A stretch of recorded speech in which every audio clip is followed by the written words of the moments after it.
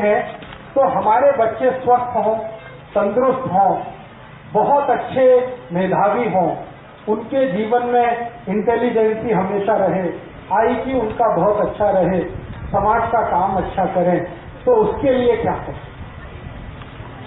इसके लिए छोटे छोटे कुछ मैं उपाय बताता हूं, आप जरूर उनका अपने जीवन में उपयोग करें। सबसे पहला उपाय है किसी भी आई को और किसी भी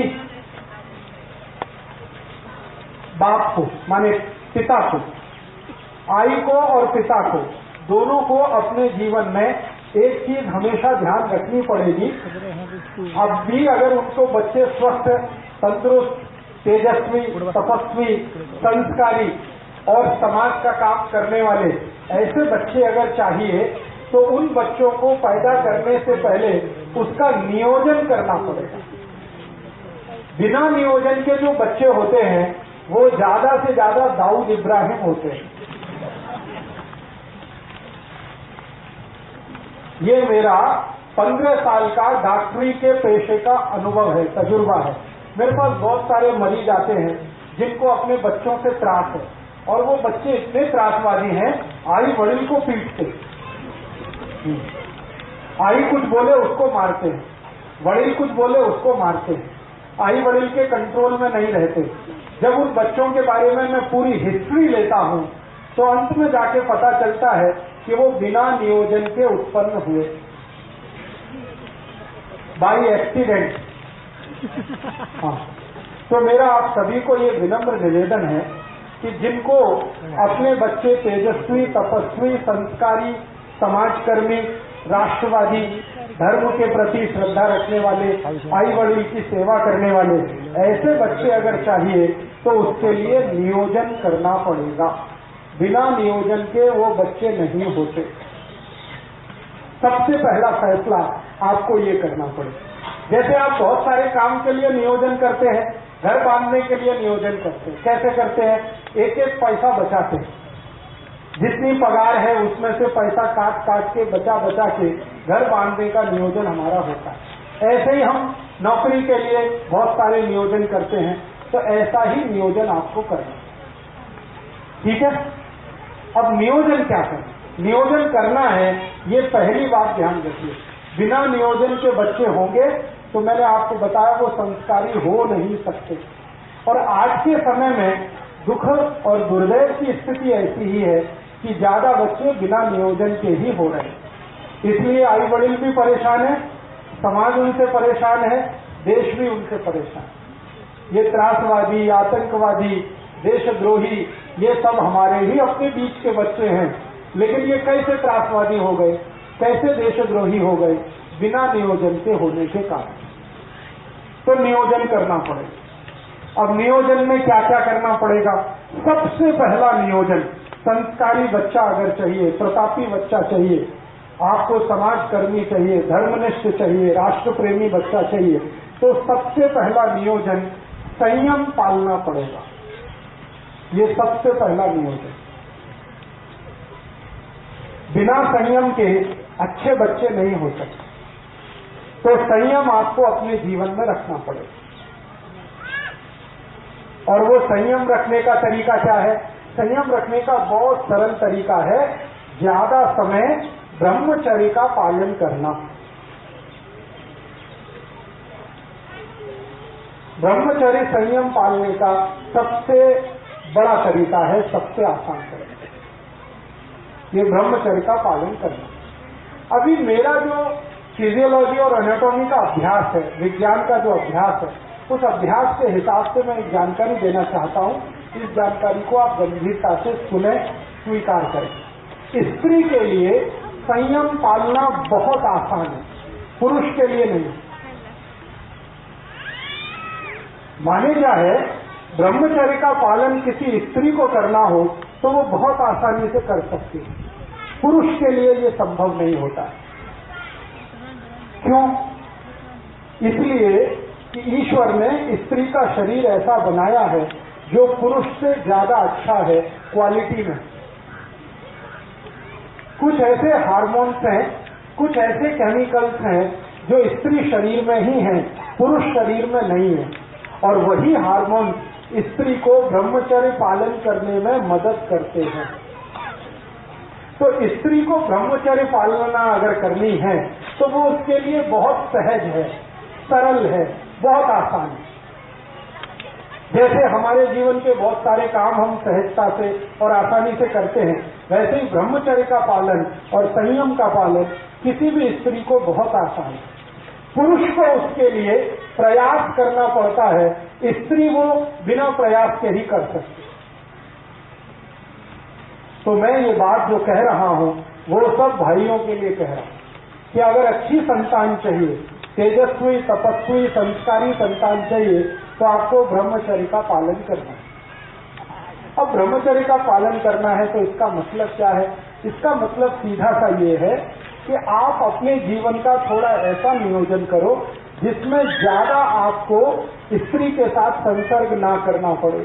साल में 1 या 2 बार करें तो सबसे अच्छा, नहीं तो महीने में सिर्फ 1 बार। ऐसा आपको अपने जीवन में कुछ नियम बनाना पड़े। इस नियम का पालन करने के लिए संकल्प चाहिए। संकल्प के लिए आपको एक औषधि की मदद लगेगी, तो वो आप याद रखिए, वो औषधि है आल का रस। आल, अदरक। तो अदरक का टुकड़ा अगर मुंह में रख के चूसते रहें तो ये हमारे संकल्प को मजबूत करने में बहुत मदद करता है।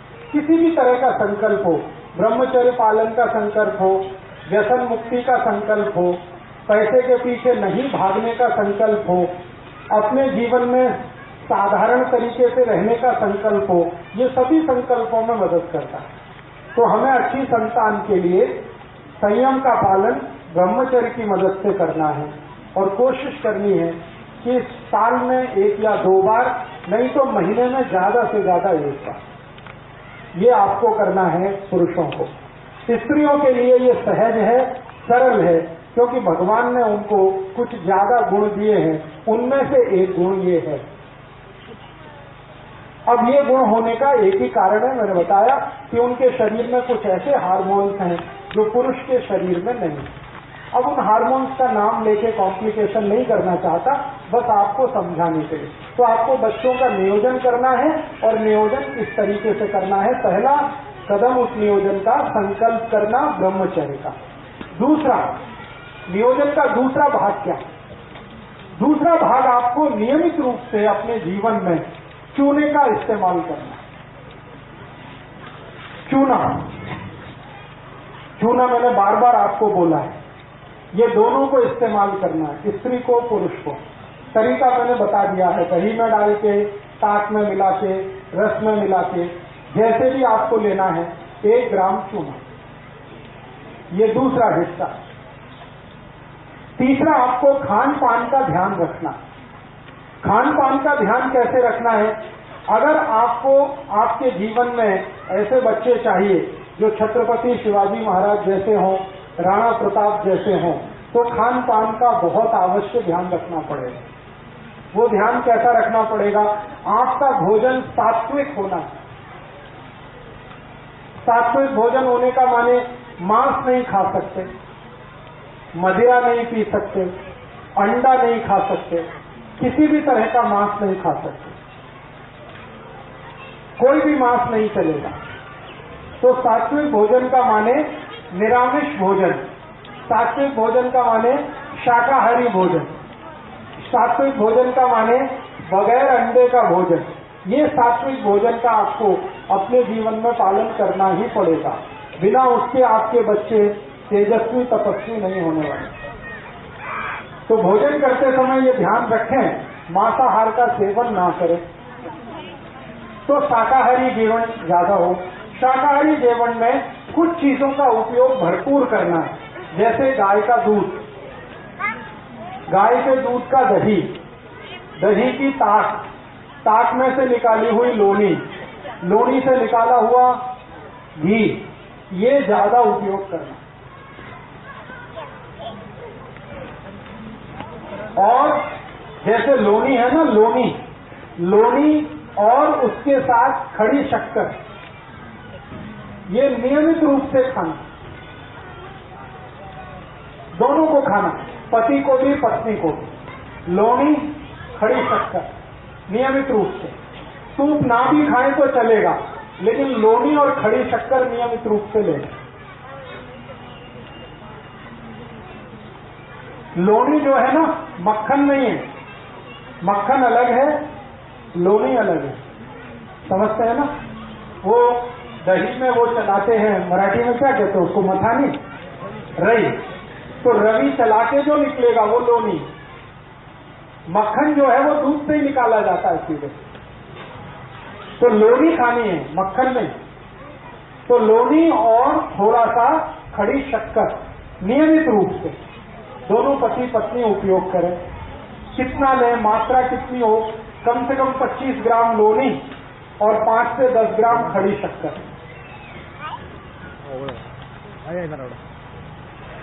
और इसके अलावा जो नियमित रूप से आपको भोजन में लेना है, तिल आपको नियमित भोजन में खाना, तिल,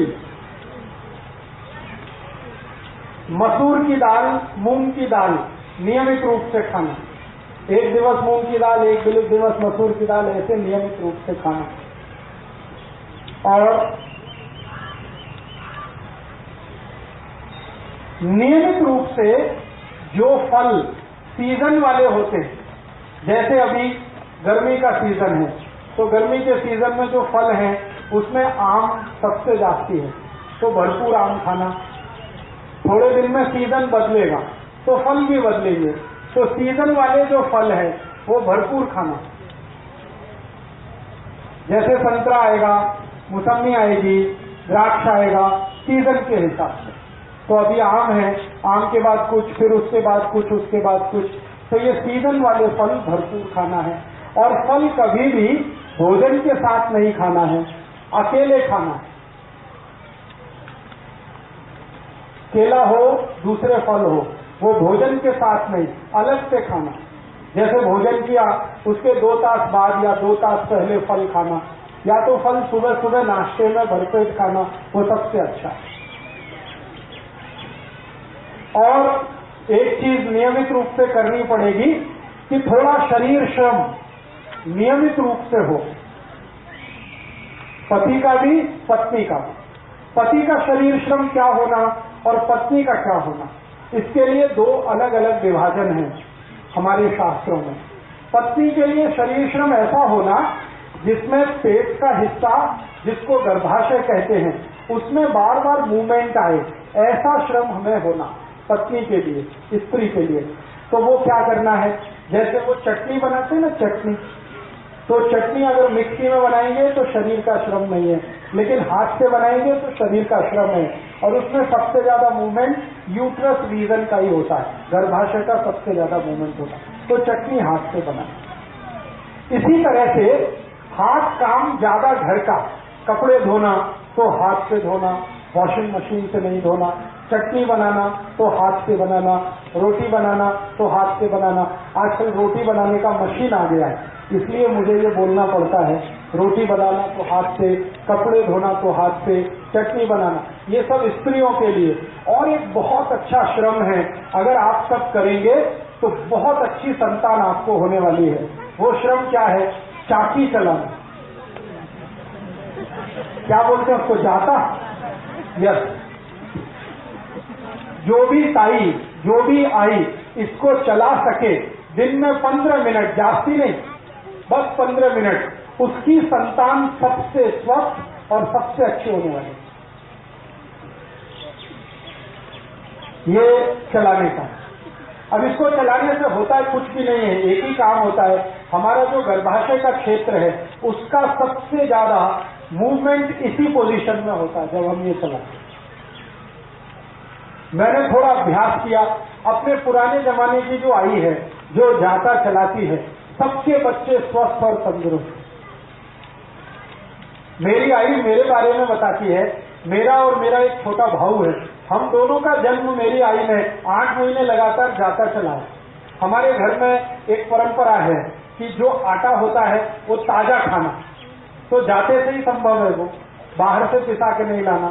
तो वो परंपरा के कारण मैं, मेरे भाऊ का दोनों का जन्म हुआ है, और मैं जब से जन्म हुआ बीमार नहीं पड़ता, मेरा भाऊ भी बीमार आसानी से नहीं पड़ता। मेरे घर में मेरी आई को बहुत बार मैंने पूछा, तब उसने ये बताया कि जाता का परिणाम है। मेरा जन्म नॉर्मल डिलीवरी से हुआ, मेरे भाऊ का भी जन्म नॉर्मल डिलीवरी से हुआ, घर में हुआ। मेरी अज्जी ने हम दोनों का जन्म कराया, डॉक्टर को नहीं बुलाया। मेरी अज्जी पढ़ी लिखी नहीं थी, दोनों का जन्म उसने आसानी से कराया। वो एक ही कारण, जाता। तो आपके घर में अगर जाता लेके आए, बहुत अच्छा है। मिलता है ना अभी? हाँ। बहुत ज्यादा महंगा नहीं है, 50-60 रुपए में या 100 रुपए में मिल जाता है। तो आप उसको नियमित रूप से 15 मिनट, जास्ती नहीं 15 मिनट चलाएं।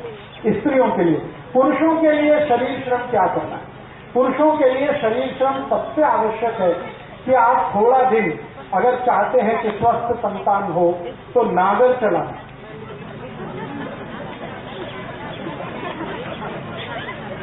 नागर चलाना। अभी नागर चलाना उनके लिए तो आसान है जिनके पास खेती है और बैल है। जिनके पास खेती नहीं है उनके लिए थोड़ा मुश्किल है। तो उनको क्या करना पड़ेगा? नौकरी करते हैं बैंक में, बीमा कंपनी में, अभी तो हम नागर नहीं चला सकते, तो उसके बराबर का एक दूसरा श्रम है, उसी के जैसा श्रम है, सीढ़ियां चढ़ना और उतरना। अगर कर सकते हैं तो बहुत अच्छा है, नहीं कर सकते तो तीसरा और आखिरी श्रम है जास्ती पैदल चलना। पैदल चलना, एक दिन में 4-5 किलोमीटर पैदल चलने का आदत डालिए। हर समय मोटरसाइकिल पे चलें, कार में चलें, वो अच्छा नहीं। थोड़ा 5-7 किलोमीटर पैदल चलने का अभ्यास हो, नहीं तो नागर चलाने का हो, नहीं तो सीढ़ियां चढ़ने। तो पुरुषों के लिए इस तरह का श्रम है, स्त्रियों के लिए जाता चलाना, चटनी बनाना, कपड़े धोना, ये सब श्रम अगर हम करें तो संतान आपकी स्वस्थ, तंदुरुस्त और बहुत तेजस्वी और तपस्वी होने वाली। तो ये नियोजन के कुछ काम हैं। और एक काम करना है हमें नियोजन के लिए, बहुत आवश्यक है वो। और वो नियोजन इस तरह का करना है कि हमारे जीवन में, वैसे तो ये बात बताना ठीक नहीं, लेकिन फिर भी मैं बताना चाहता हूं। बहुत बार ऐसे मुझे पेशेंट आते हैं, वो मुझे कहते हैं कि राजीव भाई, हमारे शरीर का रंग तो अच्छा नहीं है, काला है, थोड़ा डार्क है, लेकिन हमको हमारी संतान चाहिए, उसका रंग साफ होना। अभी क्या करें? ऐसे बहुत लोग आते हैं। तो मैं कहता हूं ये बेकार का बात है। फिर भी वो कहते हैं नहीं, कुछ तो औषध बताओ। तो इसकी औषध ये की है कि जो भी अपने संतान का रंग साफ चाहते हैं, थोड़ा व्हाइटिश कलर चाहते हैं, रंग उसका अच्छा फेयर कलर चाहते हैं, भले उनका रंग अच्छा नहीं है, तो वो नियमित रूप से स्त्री और पुरुष हड़द का दूध पीते रहना। रात्रि को दूध में हड़द मिला के पीते रहना, थोड़ा सा उसमें दूध भी डाला। तो दूध, हड़द और दूध जो भी नियमित रूप से पिए, सभी के बच्चे उनसे ज्यादा अच्छे रंग वाले होते।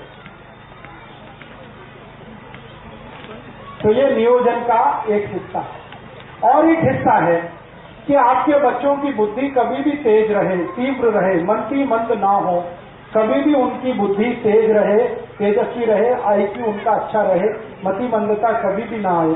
तो आप और एक छोटा सा नियोजन करना, और वो नियोजन बस वही है जो मैं बार बार पहले कह चुका हूं, दही चूना मिला के खाते रहना, गाय के दूध का दही बनाना, चांदी के बर्तन में उसको दही जमाना, सकाड़ी उसको दही को चूना मिला के खाना। गाय माने देशी गाय, जर्सी। तो मति मंदता नहीं आए, बच्चों में स्वस्थ रहे, तेजस्वी रहे, तपस्वी रहे, सद्भावी हो, सद्विचारी हो, इसके लिए कुछ छोटे छोटे नियोजन। और एक छोटा सा नियोजन, वो नियोजन क्या है? नियोजन एक ही है कि हमें अच्छी सुदीर्घ जीवन वाली, तेजस्वी जीवन वाली संतान चाहिए, स्त्री हो या पुरुष, मुलगी हो या मूला, संतान तेजस्वी तपस्वी चाहिए।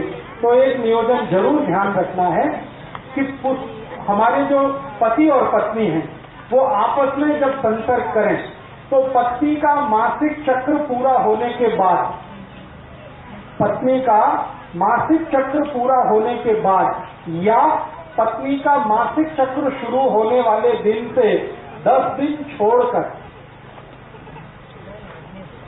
पत्नी का मासिक चक्र शुरू होने वाले दिन से 10 दिन बाद और 17 दिन के पहले या 18 दिन के पहले, बीच का ये 7-8 दिन का जो समय है, इसी समय में एक दूसरे के साथ संसर्ग करें तो सबसे ज्यादा तेजस्वी और तपस्वी संतान होगी। पत्नी के मासिक धर्म के शुरू होने वाले दिन को गिनकर 10वें दिन से 18वें दिन के बीच का जो समय है, यही सबसे अच्छा समय है तेजस्वी और तपस्वी संतान का, वही 7-8 दिन का समय। अब इसमें 2 तरह के दिन आएंगे, एक सम होंगे, एक विषम होंगे। जैसे 10वां दिन सम, 11वां विषम, 12वां सम, 13वां विषम, 14वां सम, 15वां विषम, 16वां सम, 17वां विषम, 18वां सम। तो जो सम दिन है उनमें अगर आप संसर्ग करेंगे तो 99% पुत्र होगा और विषम वाले दिन में संसर्ग करेंगे तो 99% पुत्री होगी। 1% इसमें अपवाद है और वो कहीं भी होता है। तो अगर आपको नियोजन करना है कैसा, अब व्यसन मुक्त युवक संघ में कुछ कार्यकर्ताओं के पास पुत्री है तो पुत्र चाहिए, तो उनके लिए ये माहिती मैं दे रहा हूं, और जिनके पास पुत्र है उनको पुत्री चाहिए, उनके लिए भी ये माहिती दे रहा हूं। सम दिन में जाएंगे तो पुत्र, विषम दिन में जाएंगे तो पुत्र। और एक और माहिती इसी नियोजन के लिए, आप जानते हैं महीने के 2 पक्ष होते हैं, एक शुक्ल पक्ष और दूसरा कृष्ण। तो जो शुक्ल पक्ष है, इस शुक्ल पक्ष के दिनों में अगर आप संसर्ग के लिए जाते हैं तो 99% आपके बेटे या बेटी का जन्म जो होने वाला है वो बहुत प्रतापी, तेजस्वी, लड़ने वाला, भिड़ने वाला होगा। छत्रपति शिवाजी, राणा प्रताप, ऐसे जो हमारे देश में भगत सिंह, ऊधम सिंह, चंद्रशेखर आजाद, ये सब शुक्ल पक्ष वाले लोग हैं। शुक्ल पक्ष आप समझते हैं, जब चंद्रमा लगातार बढ़ता हुआ होता है, और कृष्ण पक्ष उसका उल्टा। कृष्ण पक्ष में जब आप जाएंगे तो अच्छे से अच्छे साहित्यकार, वैज्ञानिक, बहुत बड़े डॉक्टर, इंजीनियर, चार्टेड अकाउंटेंट, ऐसे बच्चों का जन्म होगा। न्यूटन, आइंस्टाइन, जगदीश चंद्र खुराना, हमारे देश के बोस, हमारे देश के ये जो महान लोग साहित्य के क्षेत्र में, विज्ञान के क्षेत्र में, कला के क्षेत्र में आगे बढ़े हैं, ये सब कृष्ण पक्ष वाले लोग हैं। ठीक है। अब शुक्ल पक्ष और कृष्ण पक्ष का चक्कर क्या है? ये चक्कर है चंद्रमा के शरीर पर पड़ने वाली ऊर्जा। आप जानते हैं कृष्ण पक्ष में चंद्रमा नहीं होता और शुक्ल पक्ष में चंद्रमा बहुत तीव्र होता है। चंद्रमा की तीव्रता अपनी नहीं है। आपको मालूम है चंद्रमा का प्रकाश कहां से आया? सूर्य से। तो चंद्रमा की तीव्रता है तो वो उसकी अपनी नहीं है, सूर्य की तीव्रता है। तो आप समझ लीजिए शुक्ल पक्ष में सूर्य की तीव्रता है, तो उस दिन में जो संतान आएगी वो सूर्य जैसी ही होने वाली है। सूर्य कैसा है? जला के सबको राख कर दे, ऐसा। तो राणा प्रताप, छत्रपति शिवाजी, संभाजी महाराज, ये सब ऐसे ही लोग हैं जो शुक्ल पक्ष वाले। और आपको चंद्र पक्ष में, चंद्र पक्ष माने सूर्य का प्रकाश नहीं है, चंद्रमा का प्रकाश है, तो उस समय के नियोजन में जो संतान होगी वो दिमाग वाली होगी, शरीर वाली नहीं, जिसका ब्रेन बहुत चलेगा, इंटेलिजेंसी उसकी कंप्यूटर से जैसी, उससे भी ज्यादा तेज होगी, दुनिया में सारे दिमाग के काम करने वाले लोग चंद्र पक्ष के पैदा हुए और शरीर से लड़ भिड़कर साम्राज्य स्थापित करने वाले लोग शुक्ल पक्ष के पैदा हुए। तो नियोजन आपको करना है, माहिती मैं दे रहा हूं। तो आप तय करिए आपके जीवन में क्या चाहिए। अब एक संतान आपके पास है, मान लो शुक्ल पक्ष वाली, तो एक चंद्र पक्ष वाली जरूर करना, क्योंकि दुनिया में दोनों की जरूरत है। खाली लड़ने भिड़ने वाला ही नहीं चाहिए, विज्ञान की खोज करने वाला भी चाहिए, क्योंकि दोनों से जीवन चलता है। शत्रु से रक्षा करने के लिए है और देश को आगे बढ़ाने के लिए भी है। तो एक संतान शुक्ल पक्ष की, एक चंद्र पक्ष की, ऐसा नियोजन करिए। एक संतान सम तारीख वाली, दूसरी विषम तारीख वाली, ऐसा नियोजन करिए। और बाकी के शुरू के नियम जितने मैंने बताए हैं वो सबको एक साथ पालन करना, ठीक है। इसके आगे और भी बहुत सारे नियम हैं, लेकिन वो इतने बारीक हैं कि मैं बताऊंगा आपके दिमाग में जाएंगे नहीं। अभी जितना बताया है इतने पर आप प्रयास शुरू करें। उसके बाद बारीक नियम अगर जानना है तो एक पुस्तक मैंने लिखी है, बागवट जी के सूत्र पर 3 पुस्तकें मैंने लिखी है। स्वदेशी चिकित्सा बागवट अष्टांग हृदय के आधार पर भाग 1, 2, 3 बारीक बातें हैं, उनसे पढ़ सकते हैं। मोटी जितनी बात है वो मैंने आपको बताई। तो ठीक है, मैंने कुछ माहिती दी है, आपके समझ में आई है कुछ, तो बहुत अच्छा है।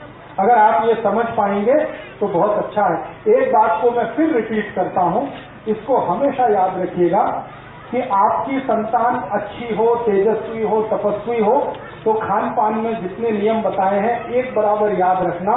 लोनी और खड़ी शक्कर ये रोज खाना।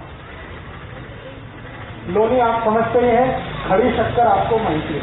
लोनी और खड़ी शक्कर रोज खाना,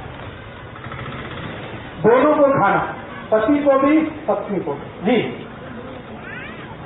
जी, मतिमंद और हैंडीकैप जो बच्चे होते हैं वो कहां से आते हैं? ज्यादातर मतिमंद और हैंडीकैप जो बच्चे होते हैं वो उन पति पत्नी के हैं, उन आई वडील के हैं जिनके दोनों के शरीर में कैल्शियम बहुत बहुत कम है। उनके बच्चे मतिमंद होने ही वाले हैं, उनके बच्चे हैंडीकैप्ड होने ही वाले हैं।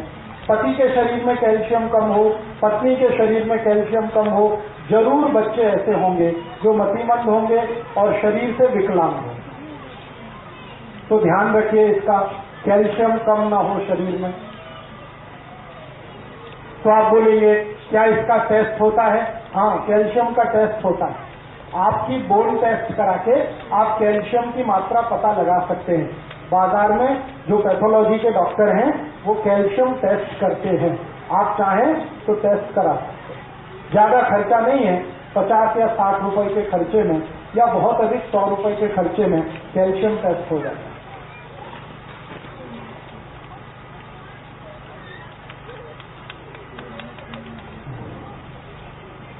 बहुत ज्यादा कुछ नहीं, बहुत ज्यादा। महाराष्ट्र में कोंकण अकेला एक बेल्ट है जहां के बहुत तीव्र बुद्धि के बच्चे होते हैं। उसका कारण है, और कोंकण बेल्ट के सभी बच्चों की आंखें दुनिया में सबसे सुंदर है। किसी की इतनी सुंदर आंखें नहीं है जो कोंकण पट्टी के बच्चों की आंखें हैं।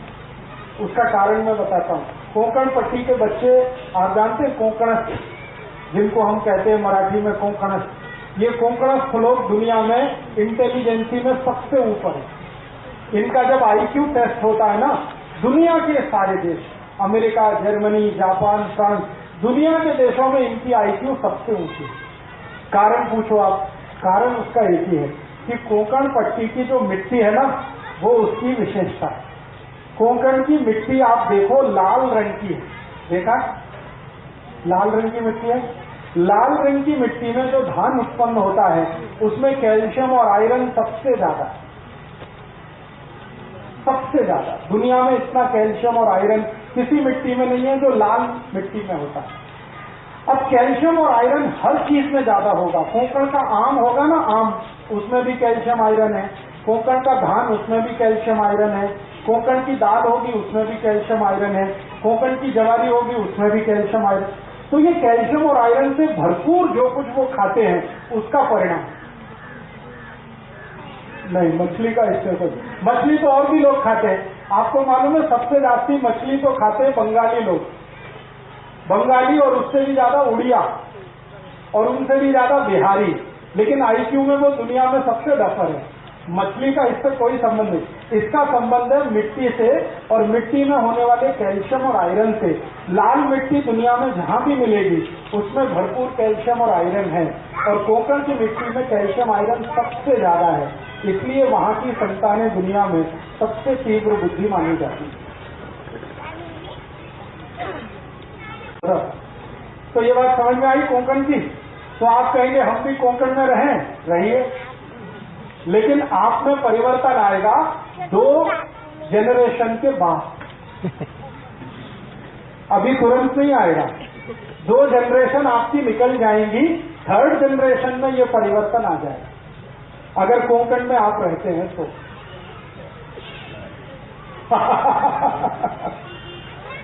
हाँ, अब आप देखिए, इनका तो सवाल और भी अच्छा है कि कोंकण में हम नहीं रह सकते, कोंकण को अपने घर में ला सकते हैं। मतलब ये है कि ऐसा धान्य खाएं जिसमें आयरन और कैल्शियम ज्यादा हो, तो वो आपके घर में भी होगा। तो ऐसा धान्य खाइए जिसमें कैल्शियम और आयरन ज्यादा हो। अब कैल्शियम और आयरन का धान्य ज्यादा होगा तभी संभव है कि जो धान्य को उत्पन्न करने में यूरिया डीएपी ना डाला गया हो, तभी वो संभव है। तो बिना यूरिया बिना डीएपी का धान्य पैदा करिए 3 बरस तक, 4थे बरस से आप खाना शुरू करिए तो आप में कोंकण आ जाएगा। पूरा तो नहीं आएगा लेकिन थोड़ा तो आएगा, थोड़े बेहतर तो आप होंगे और आपकी संतानें आपसे बेहतर हैं। ठीक है।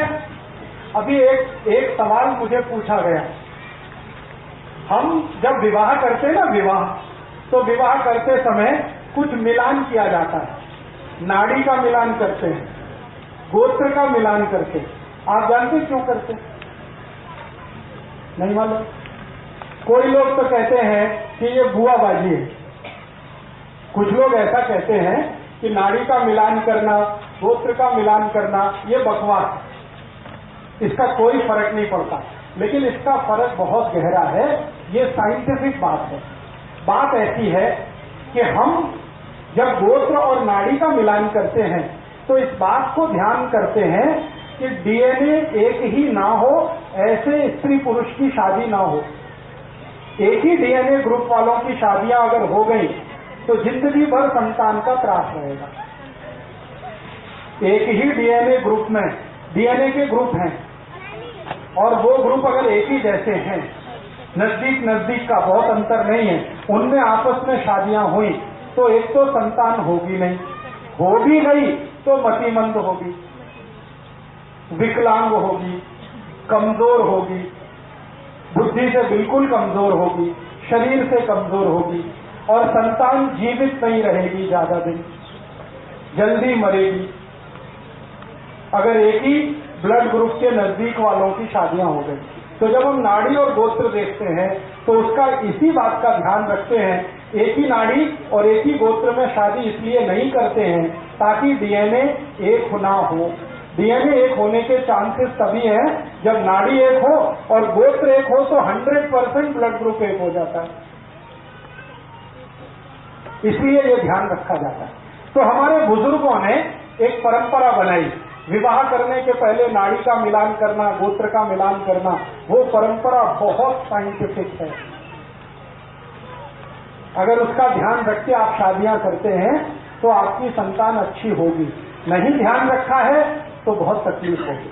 अब आजकल हमारे देश में क्या हुआ है, प्रेम विवाह बहुत होने लगे, लव मैरिजेज होने लगे, उसमें ये कोई ध्यान रखता नहीं, ना नाड़ी का ना गोत्र का, और सब लोगों को ये त्रास है।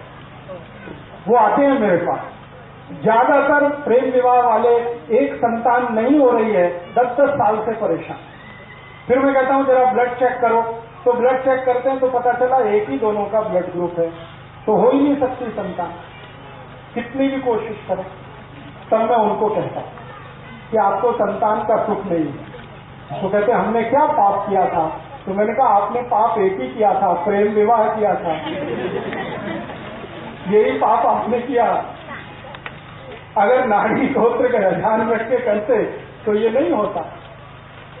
माने इसका क्या है? माने इसका सीधे से ये है कि अगर हम प्रेम विवाह भी करते हैं तो इस बात का ध्यान रखें।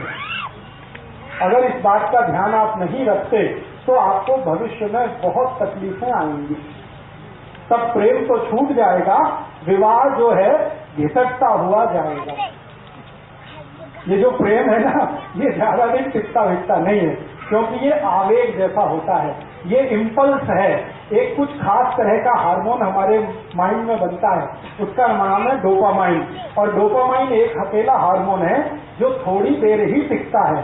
तो प्रेम भी डोपामाइन का असर है, थोड़ी देर टिकता है, उसके बाद खत्म हो जाता है, स्त्री में भी पुरुष में भी। और जब प्रेम खत्म हो जाता है तब जीवन में असली संघर्ष शुरू होता है, असली।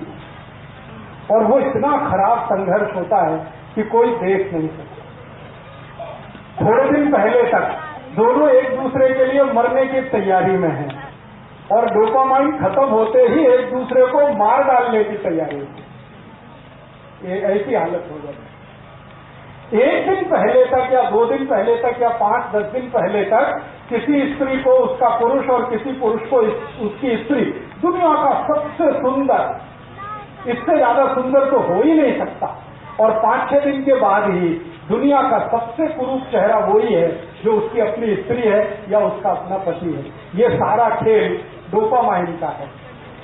तो प्रेम विवाह जो होते हैं ना, इनमें मैंने अक्सर देखा कि विवाह होते ही प्रेम थोड़े दिन में फना हो जाता है, खाली विवाह रह जाता है, लव चला जाता है, मैरिज रह जाती है। और वो ऐसी घिसटती है जैसे एक टांग का आदमी घिसटता है। तो आप जीवन में कोई फैसला करें तो किसी आवेग में ना करें, मेरा ये कहना। एक डॉक्टर की नाते मैं आपको सलाह दूंगा कि कभी भी जब आपके मन में इम्पल्स बहुत ज्यादा हो तो कोई फैसला मत करिए, क्योंकि फैसले के गलत होने की शक्यता सबसे ज्यादा। इम्पल्स बहुत है तो एक बात याद रखिए, डोपामाइन नाम का हार्मोन बहुत है और ये हार्मोन है विवेक को खत्म कर देता है। विवेक काम ही नहीं करता, विवेक काम नहीं करेगा, फैसला गलत होगा। फैसला गलत होगा, जीवन भर आप पछताएंगे कि हमने एक समय पे छोटा सा गलत फैसला किया, उसका दुष्परिणाम जीवन भर भुगतना पड़ा। तो ये आप मत करिएगा। प्रेम करिए, लेकिन विवाह करने से पहले इन बातों का ध्यान रखिए। मैं ये नहीं कहता कि प्रेम मत करिए, प्रेम तो बहुत आवश्यक है जीवन को आगे बढ़ाने के लिए, ले जाने के लिए, लेकिन प्रेम का आवेग खतरनाक है। प्रेम खराब नहीं है, उसमें जो आवेग है, इम्पल्स है, वो बहुत खतरनाक है। उसको ध्यान रखिए, आपकी संतान के विषय में सोचकर, देश और समाज और धर्म के विषय में सोचकर। ठीक है, अभी 1-2 प्रश्न आ गए। हाँ, ब्लड ग्रुप दोनों का अलग रहे हमेशा, पति और पत्नी का, ये ध्यान रखिए। एक का पॉजिटिव हो, दूसरे का निगेटिव हो, चलेगा। जैसे किसी का बी पॉजिटिव है पति का, पत्नी का बी नेगेटिव है तो भी चलेगा, लेकिन दोनों का बी पॉजिटिव होगा तो तकलीफ, दोनों का बी नेगेटिव हुआ तो तकलीफ। थोड़ा भी अंतर रहना चाहिए, थोड़ा भी अंतर हमेशा रहना चाहिए। जी जी हाँ, अभी हमारे देश में कुछ परिवारों में ऐसा होता है कि रिलेशन में शादियां होती हैं। ये पूरे भारत में तो नहीं है, महाराष्ट्र में है और थोड़ा सा दक्षिण में कर्नाटक में है। तो कर्नाटक और महाराष्ट्र छोड़ के तो बाकी नहीं, लेकिन हम रिलेशन में शादियां कर रहे हैं। जरूर करिए, लेकिन एक ही चीज का ध्यान रखिए, दोनों का ब्लड ग्रुप सेम ना हो। अगर सेम है तो कोशिश करिए आगे से अवॉइड करें। अब कर ली है तो अब उसमें तो कुछ नहीं, जो हो गया तो बात खत्म हुई। लेकिन आगे से आप दूसरों को जब सलाह करें तो ये ध्यान रखिए उनको कि ब्लड ग्रुप सेम ना हो तभी शादी करें, भले वो नजदीकी रिश्तेदार हों तो। और कोई प्रश्न? कि पति पत्नी दोनों वैवाहिक जीवन जब शुरू करें, अच्छी संतान होना, उसके लिए हमेशा दक्षिण की दिशा में सिर करके सोएं। ये बहुत जरूरी बात थी, मैं भूल गया। पति पत्नी जब अपना जीवन शुरू करें तो हमेशा सिर दक्षिण की दिशा में रखते सोएं, साउथ में। ये भी नियोजन का एक हिस्सा है। और कोई प्रश्न? जी। अब देखिए, एक विज्ञान की माहिती के लिए मुझे पत्र लिख के आया। हमारे शरीर में क्रोमोसोम्स होते हैं जिनको हम गुणसूत्र कहते हैं, एक्स और वाई। तो एक्स और वाई जो क्रोमोसोम्स हैं उसके बारे में एक मोटी माहिती आप सभी को है। एक्स और वाई अगर आपस में मिलेंगे तो हमेशा पुत्र होगा, लड़का होगा। एक्स और एक्स मिलेंगे तो हमेशा बेटी होगी, लड़की होगी। ये मोटी सी माहिती है। अब इसमें समरात्रि का क्या संबंध है? मैंने बोला ना, हमारी पत्नी के या स्त्री के मासिक चक्र के शुरू होने के दिन से 10वां दिन सम, 11वां दिन विषम, 12वां दिन सम, 13वां दिन विषम। तो ये सम विषम का गुणसूत्र के साथ कोई संबंध है? हाँ, संबंध है। जब सम दिन होता है तो उस दिन पुरुष का जो क्रोमोसोम्स है, स्त्री में तो 2 एक्स ही होते हैं, पुरुष में एक्स और वाई दोनों होते हैं। तो पुरुष का जो वाई क्रोमोसोम्स है वो बहुत पावरफुल होता है सम वाले दिन पर, इसलिए पुत्र होने की शक्यता सबसे ज्यादा है। और विषम वाले दिन पर एक्स क्रोमोसोम्स बहुत पावरफुल होता है पुरुष का, इसलिए बेटी या पुत्री होने की शक्यता सबसे ज्यादा है।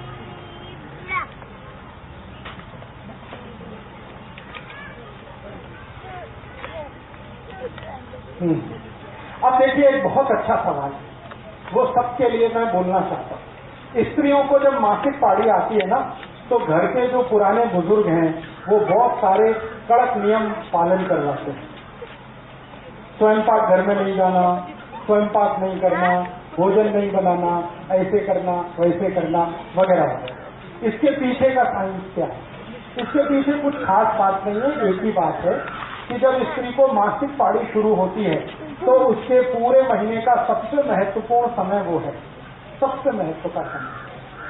और मैं विज्ञान की माहिती आपको एक देना चाहता हूं कि वो समय सबसे महत्वपूर्ण तो है ही, सबसे पवित्र भी। उसमें होता क्या है कि स्त्री के शरीर का जो गर्भाशय है वो अपने को स्वच्छ कर रहा है और आने वाली संतान के लिए तैयारी कर रहा है। तो इससे ज्यादा पवित्र और अच्छा तो कुछ नहीं है किसी भी स्त्री के। तो उसकी पवित्रता सबसे ज्यादा उन्हीं दिनों में होती है जब वो मासिक पाड़ी में होती है।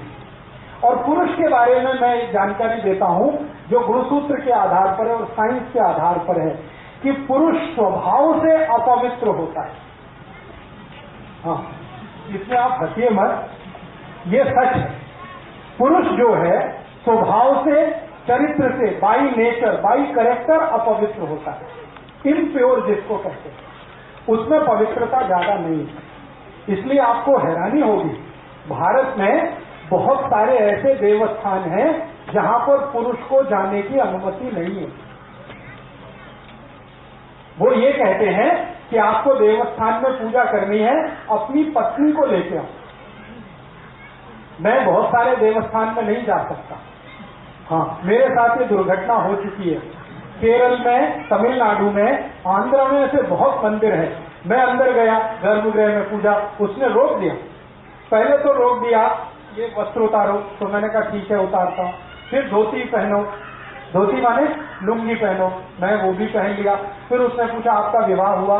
मैंने कहा नहीं हुआ। तो आप अंदर नहीं जा सकते। हाँ, मैं पूछा भाई क्यों नहीं जा सकता? उसने कहा आप पवित्र नहीं। हाँ, तो पहली बार मेरे जीवन में मैंने सोचना शुरू किया कि मैं पवित्र नहीं हूं। तो बाद में मैं वहां से लौट आया तो मेरे जो बहुत सीनियर गुरु हैं जिन्होंने मुझे चिकित्सा और ये सब सिखाया, क्योंकि मैं तो टेक्नोलॉजी का आदमी हूं, इंजीनियरिंग फील्ड का, लेकिन चिकित्सा मैंने सीखी। तो जिन गुरुओं ने मुझे सिखाया, मैंने उनके सामने ये प्रश्न किया कि मंदिर का पुजारी कहता है मैं पवित्र नहीं हूं। पवित्र तब होता हूं जब मेरा विवाह होता है, पत्नी साथ होती है। तो मेरे जो सबसे बड़े गुरु थे उन्होंने कहा कि पवित्रता स्त्री में ही होती है, पुरुष में नहीं होती। और उसका कारण ये है कि हर महीने उसका शरीर अपने पुराने कचरे को निकालकर नया धारण करता है। पुरुष में ये नहीं होता। इसलिए मासिक पाड़ी के दिनों का जो समय है वो सबसे पवित्र है। इसलिए कहा यह गया है कि इस पवित्र समय को फालतू के काम में बर्बाद नहीं करना। फालतू का काम क्या? स्वयं पाक करना रोज होता ही है। वो तो फालतू का काम क्या? झाड़ू लगाना, पोछा लगाना, ये तो रोज चलता ही है। उन 4-5 दिनों में ज्यादा से ज्यादा क्या करना? ऐसा काम करना जो पवित्र ही है, जैसे ईश्वर का ध्यान करना, भजन करना, मन में थोड़ा सा संवाद करना अपने से, ईश्वर से। इसके लिए थोड़े फालतू कामों से समय को रखना बाहर। इसके लिए ये कहा गया कि दिन के जो सामान्य काम हैं वो उन 4-5 दिनों में नहीं करना। अब हुआ क्या? हमारे घर वालों ने इसका इंटरप्रिटेशन उल्टा कर दिया।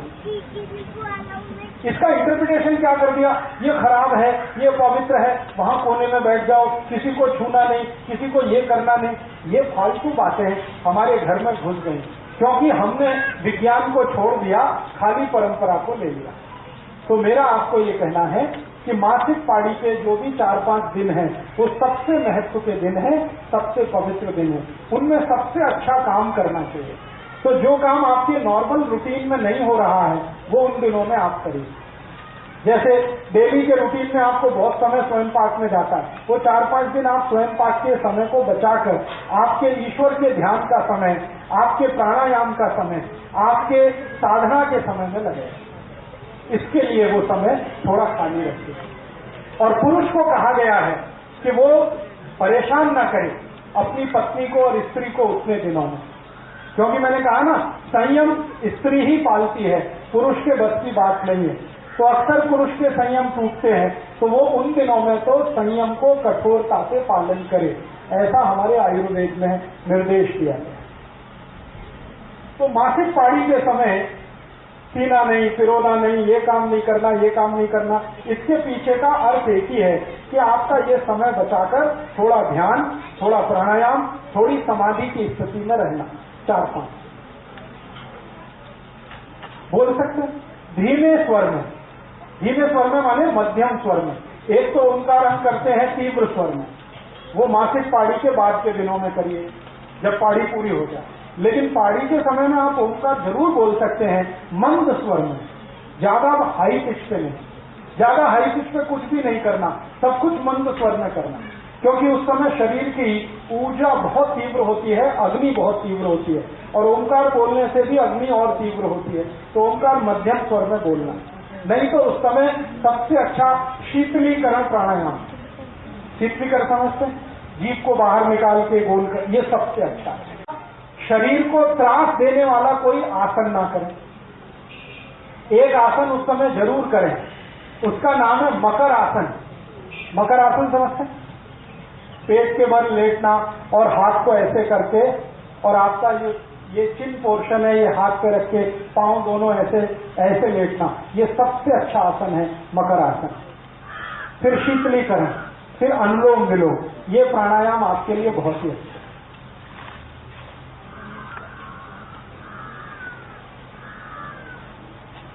तो ग्रामीण भाग में मासिक पाड़ी के समय में जो माहिती आपको दी गई है, इसका थोड़ा परिवर्तन कर लीजिए। ये पवित्र दिन है, खराब दिन नहीं है, बहुत पवित्र दिन है। और शरीर से जो निकल रहा है रक्त, वो भी खराब नहीं, बिल्कुल खराब नहीं। ये हम कहते हैं ना रक्त बहुत खराब है, बिल्कुल खराब नहीं। शरीर में जितना रक्त है और उसमें जितनी शुद्धि है, लगभग उतना ही शुद्ध वो है। वो इसलिए बाहर निकल रहा है कि उसकी जरूरत नहीं है। अभी नया रक्त निर्माण होगा, वो 1 महीने तक शरीर में रहेगा, फिर उसकी जरूरत नहीं रहेगी, तो वो निकलेगा, फिर नया निर्माण होगा। तो हर महीने नया निर्माण हो, इसके लिए पुराना स्थान खाली करने के लिए वो रक्त बाहर निकलता है। वो अशुद्ध रक्त है इसलिए निकलता है, ऐसा नहीं।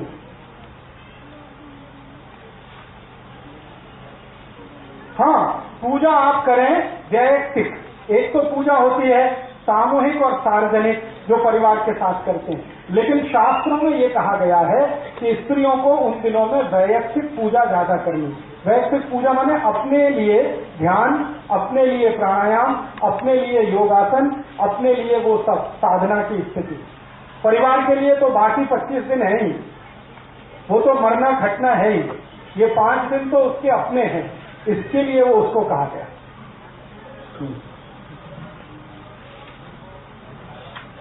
आराम तो करना ही है, क्योंकि उष्णता बहुत है। मैंने कहा ना, गर्मी बहुत होती है, शरीर में गर्मी ज्यादा होने से ब्लड प्रेशर बढ़ा हुआ होता है, तो ब्लड प्रेशर बढ़े हुए में ज्यादा काम करना अच्छा नहीं होता। इसलिए ध्यान, प्राणायाम, शीतलीकरण, व्यायाम अपने लिए करके बाकी समय आराम के लिए ही रखना है, ज्यादा काम नहीं करना। नहीं, ऐसा कुछ नहीं, किसी भी वेद में ऐसा नहीं।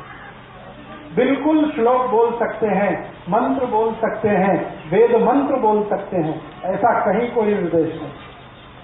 पूरे ऋग्वेद में नहीं है, सामवेद में नहीं, अथर्ववेद में नहीं, यजुर्वेद में नहीं, उपनिषदों में कहीं नहीं, पुराणों में है। तो पुराण मनुष्य के लिखे हुए हैं, इसलिए उसमें ये है। वेद मनुष्य के लिखे हुए नहीं है, उसमें कहीं नहीं। सभी वेदों में इस बात की छूट है कि आप मासिक पाड़ी के दिनों में ध्यान अपने लिए, प्राणायाम अपने लिए, प्रार्थना अपने लिए, ईश्वर के साथ संवाद अपने लिए कर सकते हैं। बस ध्यान इतना ही रखना है कि चूंकि उन दिनों में हीट बढ़ी हुई है, हीट बढ़े हुए होने के कारण ब्लड प्रेशर बढ़ा हुआ है, बीपी बढ़े हुए के कारण काम नहीं करना अच्छा होता है, आराम करना ही अच्छा होता है।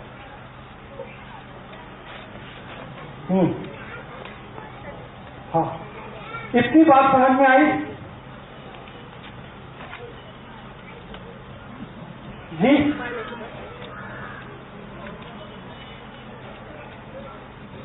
हाँ, स्त्रियों के लिए कहें, हाँ ठीक है।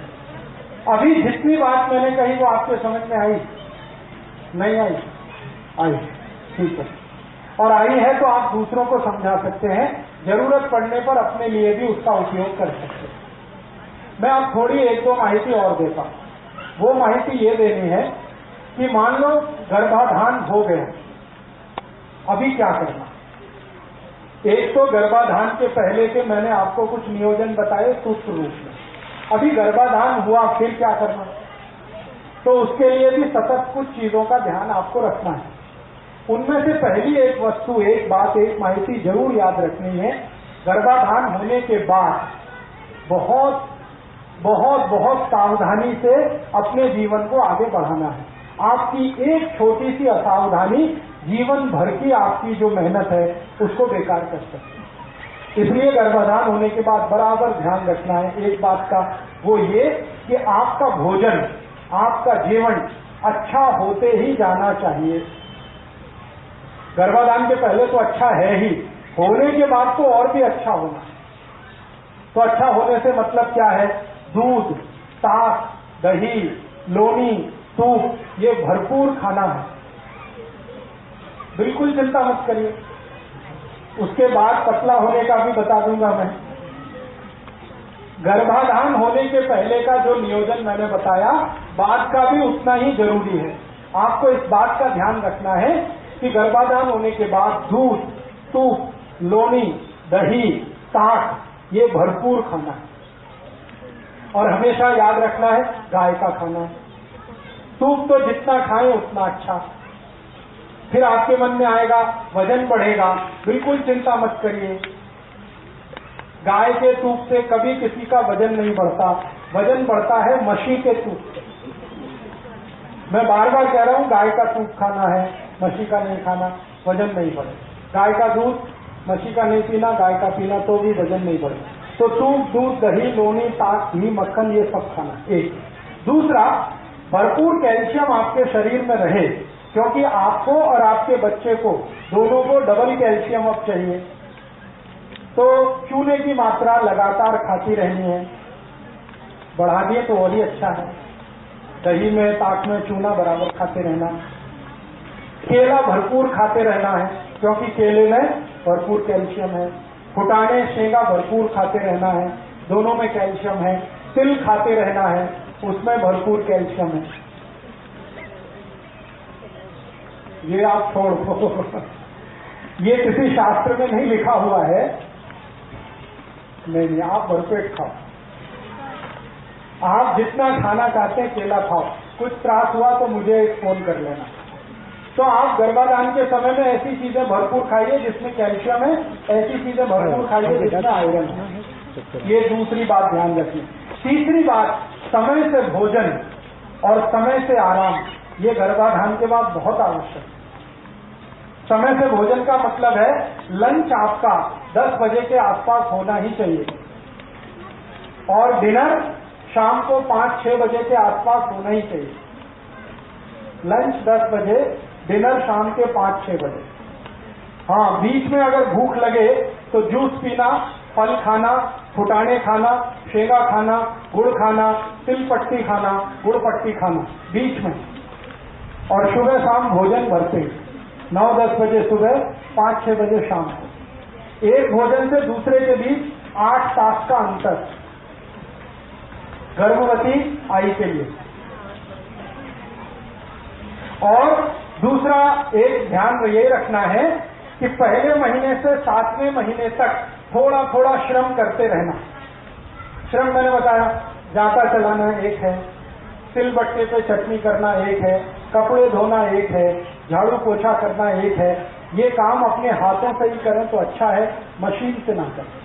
क्योंकि जितना आप कर लेंगे उतना डिलीवरी टाइम में आपको असुकून रहेगा, पेन कम होगा, तकलीफ कम होगी, त्रास कम होगा। ये एक ध्यान रखना है।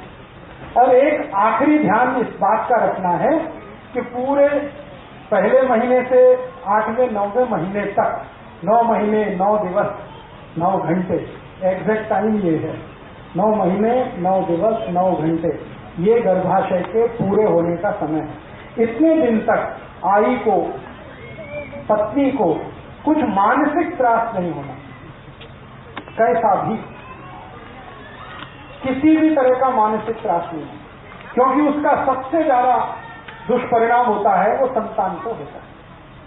आई को थोड़ा मानसिक त्रास संतान के ऊपर 10 पट बढ़ जाता है।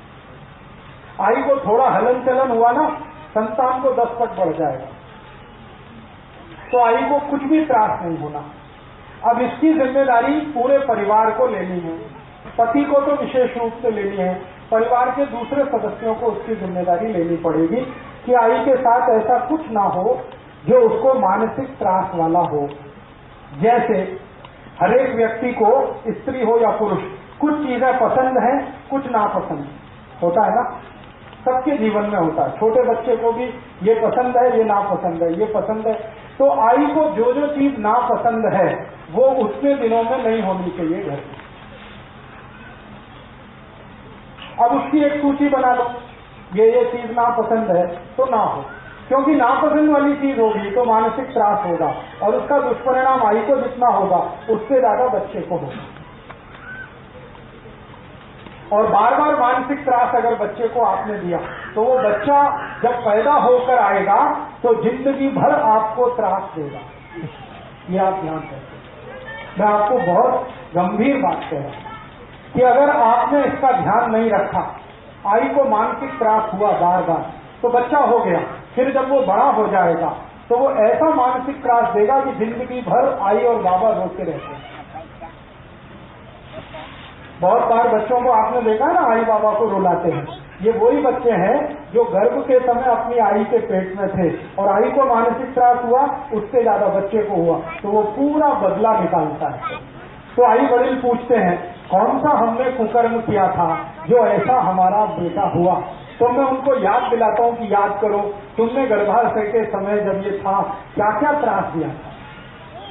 तो उनको याद नहीं आता, फिर खोद खोद के याद दिलाते हैं तो फिर पता चलता।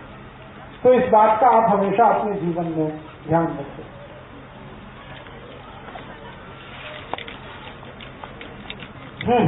ग्रहण का असर होता है, सभी ग्रहण का, सूर्य ग्रहण हो रहा है, चंद्र ग्रहण, शरीर पर असर है तो बच्चे पे भी असर है।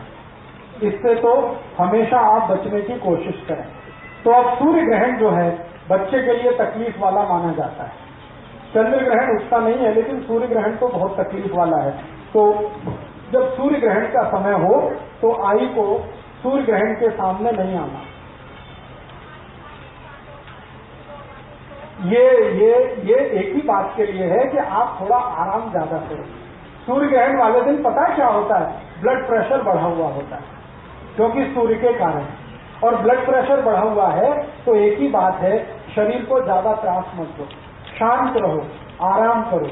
इसलिए कहा जाता है ये काटो मत, वो काटो मत, ये छेड़ो मत, वो छेड़ो मत। उसका आराम से संबंध है सीधा सीधा, क्योंकि सूर्य ग्रहण के समय में सबका बीपी बढ़ा हुआ है और आई जो गर्भावस्था में है उसका तो और भी ज्यादा बढ़ा हुआ है। एक तो बच्चे के कारण बीपी बढ़ा हुआ है, ऊपर से सूर्य का ताप है, फिर ग्रहण का है। इन 3 कारणों से बीपी बहुत बढ़ा हुआ है। इसलिए कहा जाता है कि थोड़ा शांति से रहो, आराम से।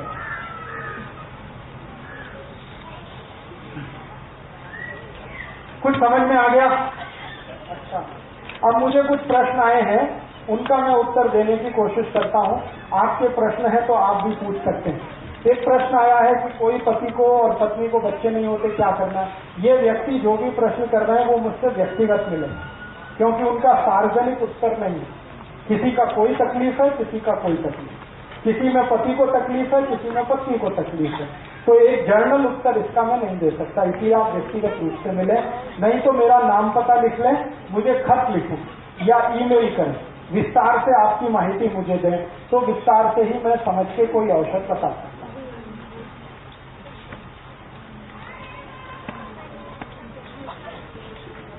अभी जितना विषय हुआ इसके बारे में समझ